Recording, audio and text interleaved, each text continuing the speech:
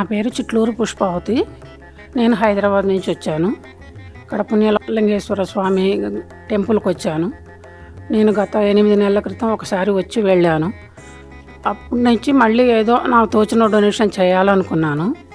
ఇప్పుడు మళ్ళీ వచ్చి నాకు నచ్చిన డొనేషన్ చేశాను. అప్పటికిప్పటికీ డెవలప్మెంట్ చాలా జరిగింది. ఇక్కడ సిచ్యువేషన్ అంతా చాలా బాగుంది. టెంపుల్ మంచి నిర్మాణం జరుగుతుంది. ఇక్కడ అమ్మా నాన్న అనాథాశ్రమం ఉన్నది. ఇక్కడ ఒక 500 మంది అనాథులు ఉన్నారు. వాళ్ళకు కూడా నాకు తోచిన సాయం చేశాను. వాళ్ళని కూడా చాలా మంచిగా చూసుకుంటున్నారు.